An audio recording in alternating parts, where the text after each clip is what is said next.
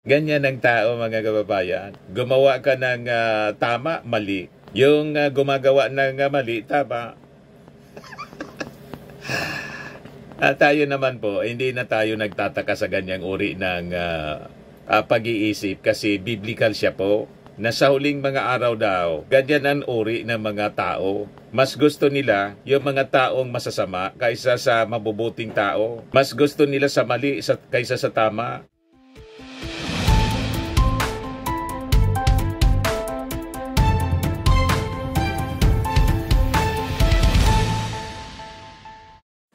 Hello po mga kababayan, si Dante Maravillas. Ito yung news update ng ating Pangulong Bongbong Marcos. Sabi niya sa kanyang video ngayon, inatasan niya yung DOTR at saka yung CAAP to coordinate with Malaysian and Singaporean authorities regarding the air assets ni dating Bicol Party List Representative Saldico. So, pakinggan natin mga kababayan yung sinasabi, yung update ng ating Pangulong Bongbong Marcos dito sa flood control scandal. Magandang araw po sa inyong lahat. Ito po ay patuloy na aking pagre-report sa taong bayan tungkol sa mga development sa mga kaso hinggil sa mga flood control project na iskandalo. Ngayong araw, inutasan ko ang DOTR at saka yung CAAP na makipag-ugnayan sa mga kaibigan natin sa Malaysia at saka sa Singapore. Dahil ang mga pag-aari na helicopter at saka aeroplano ay mukhang doon tinatago ni Saldico. At nakarehistro po ito sa kanyang kumpanya na tinatawag ng Misbis Aviation and Development Corporation. Misbis Corporation. Corporation. Nagkaroon na ng freeze order ang AMLAC, kaya lahat ng galaw at disposisyon ng mga aircraft na ito ay lalong-lalo na ngayon ay ipinagbabawal.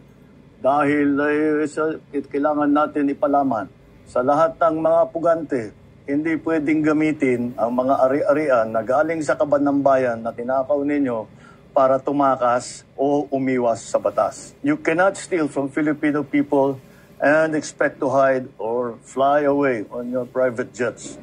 You have the money to run, but you cannot outrun the Republic of the Philippines. Kaya kayo mga pugante, umuwi na kayo. Ang payo ko sa inyo, hindi na kayo turista. Hinahabol na kayo ng batas. At isa pang development po, ngayong araw din kinonfirma ng DOJ na si Henry Alcantara ay nagbalik na ng 110 million sa gobyerno at sa loob ng 2 linggo ay magbabalik pa ng 200 milyon. This government intends to bring back every peso, every asset, every person responsible and return it to the Filipino people. Maraming salamat po. Magandang araw po sa inyo lahat. Natuwa yung ating mga kababayan. I salute you. Your more strong determination to solve our problems regarding corruption. Go, go, go, PBBM. God always there for your protection. And we are here behind you to support your advocate for your country, man, and for our Pilipinas. Sabi ni Rhea, dapat lang ibalik nila kasi pera ng taong bayan yan. Salamat, President Bongbong Marcos. God protect you always. God bless you and your whole family. Good job, Mr. President. Sabi ni Noe, sabi ni Cheryl, yung ayaw kay PBBM pero lagi naman silang update dito sa FB ni PBBM. Para lang may ibati ko sa mahal na Pangulo. Ang mga keyboard warriors, pag masakit sa mata ninyo, umalis kayo dito. Pag inggit-pikit, hanggang ngak-ngak lang kayo. Wala namang ebidensya. Patuloy mo lang yan, mahal na Pangulo. PBBM, we are proud of you na may Pangulo kaming katulad po ninyo. Love you and God always. And God is always with you. God bless you always and your family, PBBM. Lagi kasi mga kababayan umaatake agad-agad. Pati sa Facebook account ng ating Pangulong Bongbong Marcos, yung mga trolls ng mga Duterte. Ayan feeling hero, all around boss, utal-utal talaga pag tawadan sila. Kailan mo ibabalik yung sayo? Ang mastermind naging Poncio Pilato. Ganyan ang tao mga kababayan. Gumawa ka ng tama, mali. Yung gumagawa ng mali, tama. Tayo naman po, hindi na tayo nagtataka sa ganyang uri ng pag-iisip kasi biblical siya po. Na sa huling mga araw daw, ganyan ang uri ng mga tao. Mas gusto nila yung mga taong masasama kaysa sa mabubuting tao. Mas gusto nila sa mali kaysa sa tama. Yan ang sabi ni Isaiah sa Isaiah 5:20. Woe to those who call evil good and good evil, who put darkness for light and light for darkness, who put bitter for sweet and sweet for bitter. Lahat baliktad po. Yung matamis, mapait sa kanila. Yung mabuti, masama sa kanila. Yan ang nangyayari ngayon mga kababayan. Kaya makikita mo sa mga reactions ng mga tao, masasama pa rin ang kanilang mga sinasabi sa ating Pangulong Bongbong Marcos na gumagawa ng mabuti. Di ba, mga kababayan? Pero marami pa rin pong natutuwa, siyempre. Saludo kami kay BBM. God bless. I trust you, our PBBM, for doing the right job. Sabi ni Jimbo, good job. Thanks more. Thanks to PBBM and administration. Si Ferrer, yung kay Insan. Patama kay Martin Romualdez. Si Martin Romualdez nga po, no adverse findings. Yung ICI, anong magagawa nilo? Ngayon walang ebidensya. Yung witness na nagtuturo kay Martin Romualdez, nagtago na kasi ayaw matanong. Yung witness ni Marcoleta na present kay Marcoleta ni Mike Defensor, nagtago na po. Si Saldico naman po, ayaw umuwi para din hindi matanong. Sige lang ang gawa ng videos. Ayos O ngayon, malamang malamang mga kababayan, yung business empire po ni Saldico mag-collapse. Bakit po? Yun ang dinig namin dito po. Nagsisipag-alisa na daw yung mga empleyado kasi hindi na mas sweldohan ng maayos kasi na-freeze yung mga assets niya. Mga bank accounts, assets, pati mga insurance, na-freeze mga kababayan. Nadamay yung mga empleyado. You see? At ngayon, pati yung kanyang mga air assets po, ang latest na utos ng ating Pangulo sa CAAP, mag-coordinate na sa Malaysian and Singaporean Airlines para siguro ma-recover, maibalik dito sa ating bansa. Kasi ang sabi doon itinago, mga kababayan, nakalabas na ng ating bansa. Sabi ni Mark Sala de la Cruz, mahal na Pangulo, kung may ghost project ang DPWH, meron din pong ghost students sa Region 3. Sana po mapansin ninyo kami mga private sector na eskwelahan. Kami po ay isa lamang sa mga maliliit na eskwelahang illegal na inakusahan na may ghost students without any basis or due process. We can prove that we are legal with all due respect po sa DepEd. Mahal naming Pangulo, kami po ay 3 taon nang lumalaban pero di po sumasagot ang DepEd sa amin after sa letter na binigay nila sa amin sa pagbigay ng re-evaluation. Mahal naming Pangulo, 3 taon na po kaming di nababayaran. Sana po matulungan ninyo kami. Salamat po. Kaya nga po, yung ating may sumbong sa Pangulo. At ngayon, nilunsad nga po ng DICT, idagdag ko na lang po ito, ang transparency portal sa lahat ng agencies ng gobyerno. Pero itong sumbong po ninyo dito, direkta sa page ng ating Pangulo, sa Facebook, lamang mapansin ito. At immediately, utos ang ating Pangulo na i-verifika ito pong inyong kaso dyan sa Region 3, sa DepEd, na sinasabi ninyong ghost students.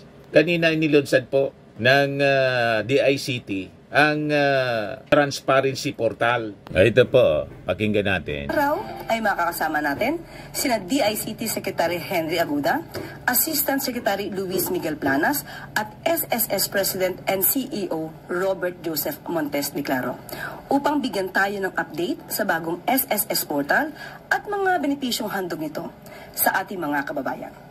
Magandang araw po, Secretary. Magandang good morning. Good afternoon na pala. Thank you, Yusek Claire. Sa ngalan ng Department of Information and Communications Technology, isang mainit na pagbati sa ating mga kababayan.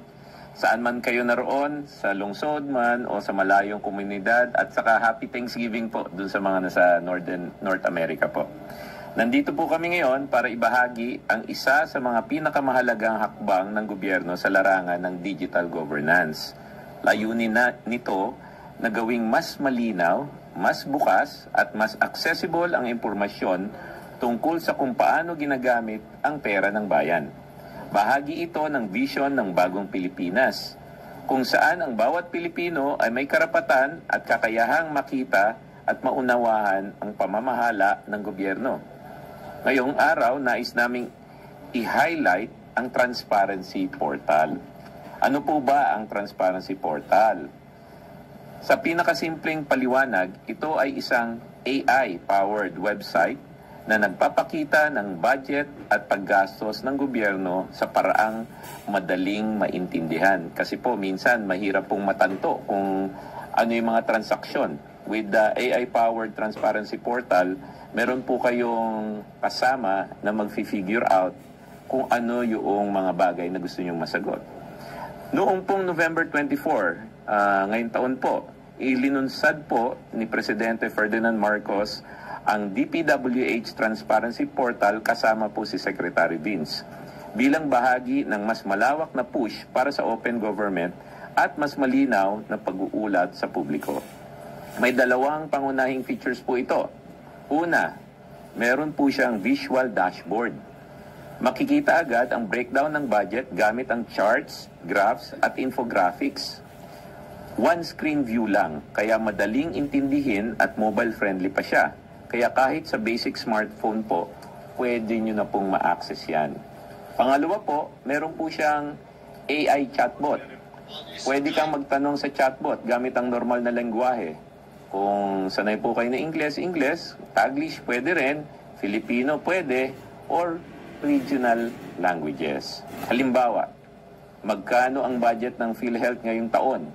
Sasagot agad ng AI, kasama ang breakdown at context. Hindi kailangan maging expert o marunong sa technical jargon. Hindi nyo na po kailangan maging accountant. Yung AI po tutulong sa atin para ma-figure out kung paano nagagastos ang isang bagay at ano yung impormasyon na kayang maintindihan natin pong lahat. Ang goal natin ay magkaroon ng malawak na digital transparency system kung saan bawat Pilipino ay may access sa malinaw at updated na impormasyon tungkol sa pera na ginagamit ng gobyerno. Kamakailan po, linaunch po yung PhilHealth last Tuesday po. Nais naming ibahagi ang transparency portals ng PhilHealth at SSS. Inilunsan din po ng Pangulo to. Para sa PhilHealth Transparency Portal, live na ito at pwede nang bisitahin sa philhealth.open.gov.ph. Pwede nyo rin pumuntahan sa PhilHealth mismo or dumiretso kayo dun sa open.gov.ph. Dalawa pong website ang pwede nyo puntahan. Dito makikita ng bawat Pilipino kung gaano ginagamit ang pondo ng PhilHealth sa paraang visual, malinaw, at madaling maintindihan. Mobile friendly din po ito, kaya kahit nasa probinsya or baryo, basta may access, kaya nyo na pong makita. Para naman po sa SSS Transparency Portal, kasama ko po si PCOJ po. Kasama natin dito mamaya si Assistant Secretary Miggy Planas at ide-demo niya po live yung SSS portal. Ngayong araw din po ito naging live. So ito po yung first time na makikita nyo rin siya. Bakit po mahalaga ang transparency portal? Para sa mamamayan, malalaman kung saan napupunta ang buwis nila. Madaling gamitin kahit hindi high-tech or savvy, accessible kahit sa smartphone at sa lahat ng probinsya or baryo. Para naman po sa gobyerno, para po sa amin, nagpapalakas ng tiwala ng publiko. Mas mahirap maitago ang irregularities. Mas mabilis at standardized ang reporting sa bawat ahensya. At ito po'y panglaban po natin sa korupsyon. Sa simpleng logic, mas maraming mata sa datos, mas mahirap magtago ng anomalya. Ang bawat Pilipino ay pwedeng maging watchdog ng gobyerno. At dyan po sa ating transparency portal, makakaasa kayo, walang fake news. Malinaw ang mensahe ng Pangulo. Gamitin ang teknolohiya para labanan ang korupsyon. Gawing episyente ang serbisyo at ibalik ang tiwala ng publiko sa gobyerno po. Ang Transparency Portal ay bahagi ng mas malaking vision para sa digital governance. Nauna lang po ang DPWH, PhilHealth at SSS. Mga susunod na linggo po, nakikipag-ugnayan na po kami sa mga ibang ahensya. And there's more. So in the coming weeks po, lalabas po yung mga Transparency Portal ng mga ibang ahensya. Matapos ang taon, magiging standard na yan at normal. Siguro po, isa rin po sa gusto naming ibahagi sa inyo, si DICT po, nagsimula na rin ng live bidding. Alam ko po, mga naririnig nyo, yung mga ibang ahensya at saka ibang LGUs nagla-live bidding. Kami po ay nagsimula ng mag-live bidding April 15 pa. Ginanap ng DICT ang kauna-unahang live stream public bidding sa Facebook. Isang makasaysayang hakbang para buksan sa publiko ang procurement process na real-time. Layunin nito ang gawing mas bukas, transparent ang proseso ng government procurement at bigyan ang bawat Pilipino ng pagkakataong masubaybayan kung paano ginagamit ang pondo ng bayan. Ito po ang klase ng governance na gusto nating itaguyod. Ngayon po naman, kaya namin ina-announce yan, kung hanapin nyo po kami sa Facebook, nag-transition na po kami sa YouTube.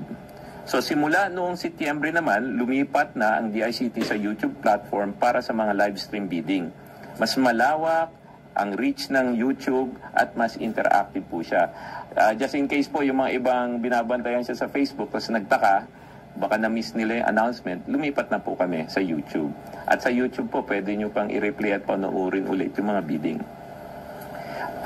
Panghuling dagdag na lang po bago ko i-turn over yung demo kay Asik Miggy. Gusto rin naming ibahagi ang pinakabagong updates sa Bayanihan SIM program. Isa sa mga hakbang ng gobyerno para siguraduhin walang estudyante o guro ang maiiwan sa digital learning, lalo na po sa mga lugar na unserved and underserved. Ang Bayanihan SIM ay isang government initiative na nagbibigay ng free SIM cards na may internet access sa mga estudyante at guro. Bilang bahagi ng DICT's Digital Inclusion Program, nakikipagtulungan dito ang mga major telcos po, Smart Communications, PLDT at Dito, at saka Globe. Para sa mga estudyante, bawat SIM ay may 25 gigabytes data per month, valid for 1 year. Magagamit ito sa online classes, modules, research at communication sa teachers and classmates. Layunin nito na walang estudyante ang maiiwan dahil sa kakulangan ng koneksyon. Ito po ay isang project na inatasan sa amin ng Pangulo. Kasama po natin dito ang DepEd, DSWD at DILG sa pagpili ng mga beneficiaries, lalo na sa mga schools na hard to reach.